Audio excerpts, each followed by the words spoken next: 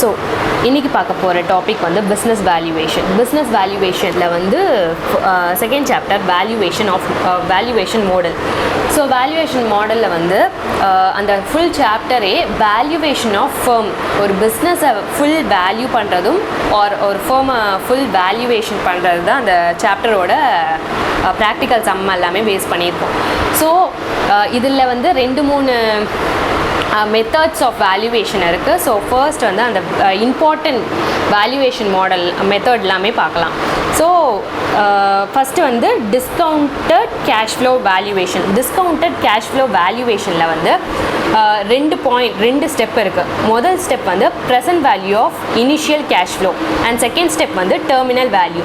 Present value of initial cash ஃப்ளோவில் எப்படி பண்ணுவோம்னா பேசிக்காக ஹியர் போட்டுப்போம், கேஷ் ஃப்ளோஸ் எல்லாமே கொடுத்துருப்பாங்க கொஸ்டினில். ஸோ லைனாக போட்டுப்போம் அண்ட் அவங்க அதுக்கான டிஸ்கவுண்டிங் ஃபேக்டரும் அவங்க கொடுத்துருப்பாங்க. எப்போவுமே ஸ்டார்டிங் இன்னைக்கு ஒரு கேஷ் போடுறோன்னா இன்னைக்கோட டிஸ்கவுண்டிங் ரேட் வந்து 1 தான்.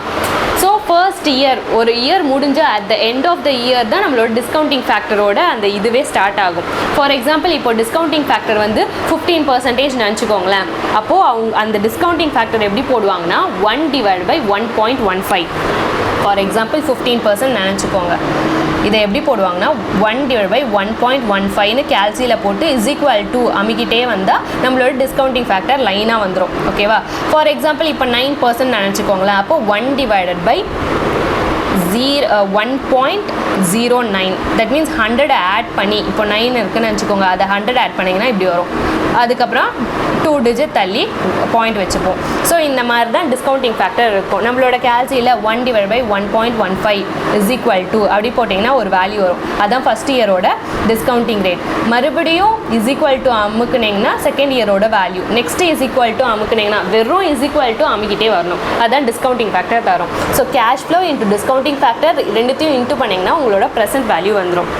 ப்ரெசன்ட் வேல்யூவை டோட்டல் பண்ணிங்கன்னா உங்களோட அந்த ஆன்சர் தான் present value of initial cash flow. So நம்ம present value of initial cash flow தான் ஃபஸ்ட்டு ஸ்டெப். செகண்ட் ஸ்டெப் வந்து டெர்மினல் வேல்யூ. இந்த டெர்மினல் வேல்யூ வந்து உங்களுக்கு க்ரோத் ரேட் இருந்தால் மட்டும்தான் போடுற மாதிரி இருக்கும். சப்போஸ் உங்களுக்கு க்ரோத் ரேட் இல்லைன்னா நீங்கள் இந்த ஸ்டெப்பை வந்து எடுத்துடலாம், தேவையில்லை. ஓகேவா? சப்போஸ் க்ரோத் ரேட் இருந்தால் நீங்கள் டெர்மினல் வேல்யூ போடணும் இல்லையா? ஸோ டெர்மினல் வேல்யூவோட ஃபார்முலா என்னன்னு பார்த்தோன்னா cash flow of last year into 1 plus growth rate divided by 1 KE minus G. That means இந்த cash flow எதை குறிக்குதுன்னா, இப்போ ஃபார் எக்ஸாம்பிள் ஹியர் கொடுத்துட்டாங்களா, கேஷ் ஃப்ளோவும் கொடுத்துருப்பாங்க, டிஸ்கவுண்டிங் ஃபேக்டர் நம்ம லைனாக போட்டுருவோம், இதை இன்ட்டு பண்ணி ப்ரெசன்ட் வேல்யூ போட்டோன்னு வச்சுக்கோங்களேன். கடைசி எண்ட் ஆஃப் த இயர் இருக்கு இல்லையா, எண்ட் இயரோட கேஷ் ஃப்ளோ, இந்த இடத்துல போடுற அந்த கொஷினில் கொடுத்துருக்க கேஷ் ஃப்ளோ இருக்கு இல்லையா, லாஸ்ட் இயரோட கேஷ் ஃப்ளோ, அந்த கேஷ் ஃப்ளோ தான் நம்ம இங்கே போடுற மாதிரி இருக்கும். Into 1 + growth rate. growth rate some 10%, 5% அப்படின்னு growth rate கொடுத்துருப்பாங்க. இப்போ 5%னா 5/100 = 0.05 அந்த மாதிரி போட்டுக்கணும். ஓகேவா? So 1 + growth rate divided by KE minus G. KEன்றது ஒன்றுமே இல்லை, காஸ்ட் ஆஃப் கேபிட்டல், மைனஸ் Gன்றது growth rate. ஓகேவா? இப்போது இந்த ப்ரெசன்ட் வேல்யூ நம்ம டோட்டல் கண்டுபிடிச்சது ப்ளஸ் இந்த டெர்மினல் வேல்யூவில் வந்த அந்த லாஸ்ட் ஃபிகர் ரெண்டுத்தையும் ஆட் பண்ணால் தான் நம்மளோட டிஸ்கவுண்டிங் கேஷ் ஃப்ளோ வேல்யூவேஷன் மூலமாக வர valuation of the firm or valuation of the business. ஓகேவா? இப்போ கேஇ பற்றி பார்க்குறோன்னா, இப்போ டிஸ்கவுண்டிங் ஃபேக்டரை வந்து கேஇ தான் எடுக்கணுமா இல்லை காஸ்ட் ஆஃப் கேபிட்டல் எடுக்கணுமா அப்படின்னு சில கன்ஃபியூஷன்ஸ் இருக்கும். சப்போஸ் நம்மளோட கேஷ் ஃப்ளோ வந்து கேஷ் ஃப்ளோ ஃப்ரம் ஃபர்மாக இருந்தால், ஃபர்மோட கேஷ் ஃப்ளோவாக இருந்தால் அப்போ WACC எடுக்கணும். ஃபர்மோட கேஷ் ஃப்ளோவாக இருந்தால் total overall capital, cost of கேபிட்டலில் தான், ஓவரால் காஸ்ட் ஆஃப் கேபிட்டலில் தான் WACC சொல்லுவோம், அதை எடுத்துக்கணும். சப்போஸ் நம்மளுக்கு free cash flow of firm இல்லை, free cash flow of equity தான் இருக்குன்னா அப்போ காஸ்ட் ஆஃப் ஈக்விட்டியை தான் நம்ம டிஸ்கவுண்டிங் ஃபேக்டராக எடுத்துப்போம். சப்போஸ் நம்மக்கிட்ட காஸ்ட் ஆஃப் ஈக்விட்டி இருக்குது அண்ட் காஸ்ட் ஆஃப் டெப்த் இருக்குன்னா நம்ம ஓவரால் காஸ்ட் ஆஃப் கேபிட்டல் கண்டுபிடிக்க ஒரு ஃபார்முலா இருக்குது. அதுதான் WD weightage of debt cost of debt into 1 minus tax rate plus weight of equity and cost of equity. ஓகேவா? So இதில் வந்து cost of equity நார்மலாக நம்ம அந்த CAPM மெத்தட் மூலமாக RF plus beta RM minus RFன்ற ஃபார்முலா யூஸ் பண்ணுவோம். And டெப்ட் வந்து அவங்களே கொஸ்டினில் கொடுத்துருப்பாங்க. ஸோ இந்த மாதிரி நம்ம வந்து காஸ்ட் ஆஃப் கேபிட்டல் கூட கண்டுபிடிச்சிக்கலாம். செகண்ட் மாடல் வந்து free cash flow model. Free cash flow மாடலில் கூட நம்ம இதை வந்து வேல்யூ பண்ணலாம், ஃபோமை வந்து வேல்யூ பண்ணலாம். இதுக்கு வந்து ஃபஸ்ட்டு அவங்களே சேல் கொடுத்துருவாங்க. அதுலேருந்து காஸ்ட்டு டெப்ரிசியேஷன் மைனஸ் பண்ணால் நம்மளுக்கு பேட் வரும். That means profit after tax வரும். அதில் வந்து நான் கேஷ் ஐட்டம் எக்ஸ்பென்ஸாக இருந்தால் ஆட் பண்ணிக்கோங்க, நான் கேஷ் ஐட்டம் ஆஃப் இன்கமாக இருந்தால் மைனஸ் பண்ணிக்கணும். அண்ட் அதோட change in working capital and change in capital ஸ்பெண்டடை மைனஸ் பண்ணால் நம்மளுக்கு வர ஆன்சர் தான் free cash flow from firm. ஓகேவா? Free cash flow from firm வந்துடும். இதுதான் நம்மளோட free cash flow of firm.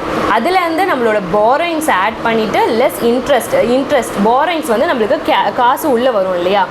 So பாரோயிங்ஸை add பண்ணிக்கணும், இன்ட்ரெஸ்ட்டை வந்து டேக்ஸை எடுத்துகிட்டு மைனஸ் பண்ணிக்கணும், அண்ட் பிரின்சிபல் ரீபெய்டு காசு வெளில போகிறது எல்லாமே மைனஸ் பண்ணிக்கணும், காசு உள்ளே வருதுன்னு ஆட் பண்ணிக்கிட்டா நம்மளுக்கு ஃப்ரீ கேஷ் ஃப்ளோ டு ஈக்விட்டின்றது வந்துடும். ஸோ இது வந்து ஃப்ரீ கேஷ் ஃப்ளோ மாடல் மாதிரி. தென் இன்னொரு மாடல் பார்த்தோன்னா வேல்யூவேஷன் ஆஃப் பிஸ்னஸ். இதில் வந்து net asset method. Net asset மெத்தடில் உண்மையில் நெட் அசெட் மைனஸ் லைபிலிட்டி பண்ணாலே வர ஆன்சரு நெட் அசெட் மெத்தட் மூலமாக வர valuation of business.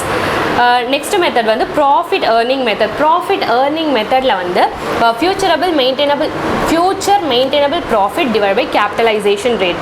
Future maintainable ப்ராஃபிட்னா இந்த ப்ராஃபிட் பிஃபோர் டேக்ஸ்ன்னு நிறைய பேர் போடுவாங்க, அது அப்படி கிடையாது. ஃபியூச்சர் மெயின்டெனபிள் ப்ராஃபிட்ன்றது வந்து அவங்க நிறைய அடிஷ்னல் இன்ஃபர்மேஷன் கொடுத்துருப்பாங்க ஃப்யூச்சருக்காக. இப்போது நம்மளோட கொஷினில் பேலன்ஸ் ஷீட் வந்து 2016க்கு இருக்கும், பட் அவங்க கொடுக்குற அடிஷ்னல் இன்ஃபர்மேஷன் எல்லாமே 2017, 18 அப்படின்னு ஃப்யூச்சர் ஹியரை பொறுத்து இருக்கும். அந்த அடிஷ்னல் அட்ஜஸ்ட்மெண்ட்ஸ் எல்லாமே அட்ஜஸ்ட் பண்ணி வர ஆன்சர் தான் ஃப்யூச்சர் மெயின்டெனபிள் ப்ராஃபிட். இன்றைக்கி நடந்த விஷயத்துக்கான வேல்யூ பண்ணி வர ப்ராஃபிட் இல்லாமல் ஃப்யூச்சரில் வந்து இந்த இன்ட்ரெஸ்ட் நான் கட்டணும், இல்லை இந்த டெப்ரிசியேஷன் ஃப்யூச்சராக இந்த எக்ஸ்பென்ஸ்லாம் எனக்கு வரும், இந்த இன்கம்ஸ்லாம் வரும் அப்படின்னு ஃப்யூச்சர் அடிஷ்னல் இன்ஃபர்மேஷனை பார்த்து அதை ஆட் ஆர் மைனஸ் அட்ஜஸ்ட் பண்ணி வர ஆன்சர் தான் ஃப்யூச்சர் மெயின்டெனபிள் ப்ராஃபிட் சொல்லுவாங்க. ஸோ டிவைடட் பை கேபிட்டலைசேஷன் ஃபேக்டர்ன்றது 1 divided by PE ratio. That means price earning ratio. Price earning ரேஷியோனா ஒன்றும் இல்லை, market price divide by earning price per share. So இது பண்ணி வர ஆன்சர் தான் நம்மளோட ப்ராஃபிட் ஏர்னிங் மெத்தட் மூலமாக வர ஆன்சர். இந்த நம்மளோட புக்கில் ஏதாவது உங்களுக்கு டவுட்டாக இருந்தால் கமெண்ட் பாக்ஸில் போஸ்ட் பண்ணுங்கள். ஸோ தட் அதுக்கான வீடியோ நான் ரெடி பண்ணுவேன். தேங்க்யூ.